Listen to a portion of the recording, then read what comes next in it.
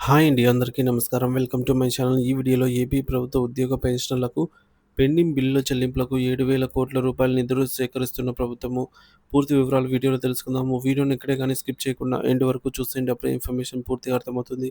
Video చూస్తున్న ప్రతి ఒక్కరు వీడియోకి లైక్ చేయండి ఫ్రెండ్స్. ఈ వీడియోని తోటి ఉద్యోగ పెన్షన్ మిత్రులతో అయితే షేర్ చేయండి. కొత్తగా మన ఛానల్ చూస్తున్న వారు ఇంకా ఎవరైనా సబ్స్క్రైబ్ చేసుకున్నట్లయితే వెంటనే మన ఛానల్‌ని సబ్స్క్రైబ్ చేసుకోండి. సో, దీని ద్వారా నేను చేసే ప్రతి ఒక్క వీడియో మీ వరకు రీచ్ అవుతుంది. ఇక ఆలస్యం చేయకుండా వివరాల్లోకైతే వెళ్ళిపోదాము. ఫ్రెండ్స్, ఇక విషయానికొచ్చినట్లయితే ఆంధ్రప్రదేశ్ ప్రభుత్వం ముఖ్యంగా రాష్ట్ర ప్రభుత్వ ఉద్యోగుల పెండింగ్ బిల్లుల చెల్లింపుల వంటి అత్యవసర వ్యయాల కోసం నిధుల సమీకరణకు మళ్ళీ భారీగా రుణాల బాట పట్టింది.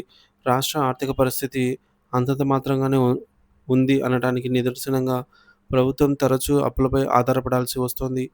తాజా పరిణామం 7,000 కోట్ల కొత్త రుణం. ప్రస్తుత ఆర్థిక సంవత్సరం ప్రారంభమై రెండో నెల మే వచ్చేసరికి ప్రభుత్వం మరోసారి పెద్ద మొత్తంలో రుణం కోసం భారతీయ reserve Bank of India ఆర్‌బీఐను ఆశ్రయించింది.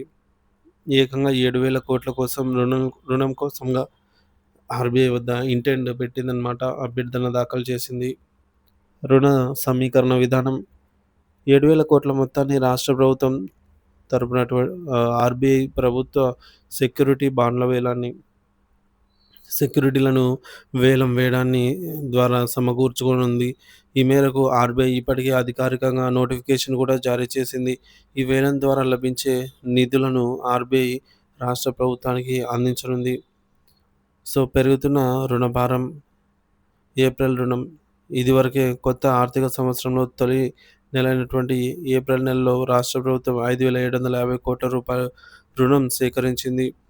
So, April plus మే 2 కలిపితే తాజాగా అభ్యర్థించిన 7,000 కోట్లతో కలిపి ఈ ఆర్థిక సంవత్సరం మొదటి 2 నెలల్లోనే రాష్ట్ర ప్రభుత్వం తీసుకున్న మొత్తం అప్పు వచ్చేసి 12,750 కోట్ల రూపాయలకు చేరుకుంటుంది.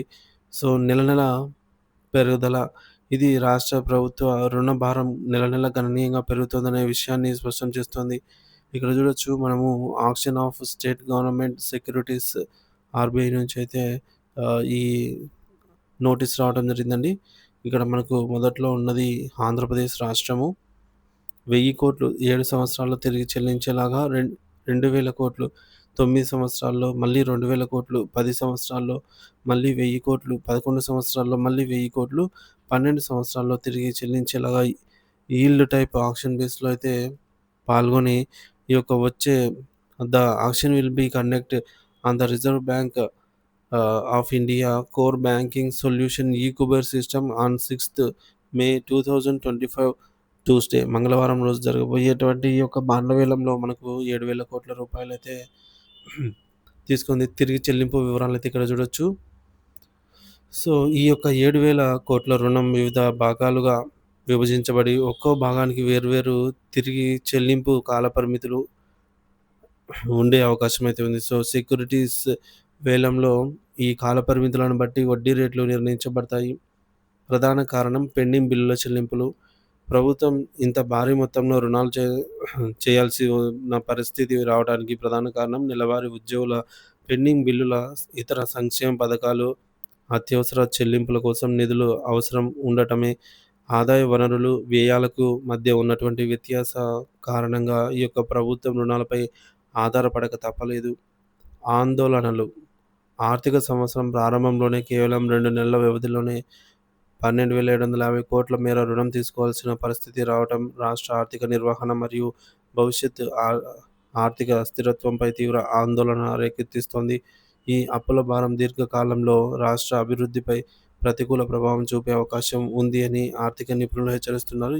సో, ప్రభుత్వం ఆదాయ వనరులను పెంచుకోవడం మరియు అనవసర వ్యయాలను తగ్గించుకోవడంపై దృష్టి సారించాల్సిన అవసరం ఉంది అని అయితే వారు సూచిస్తున్నారు. సో, మొత్తానికి ఏదైతేనేమి ఈ 7,000 కోట్ల రూపాయలు ఉద్యోగ పెన్షన్‌లకు ఈ విధంగా పెండింగ్ బిల్లు చెల్లించడానికైతే వాడనున్నారు.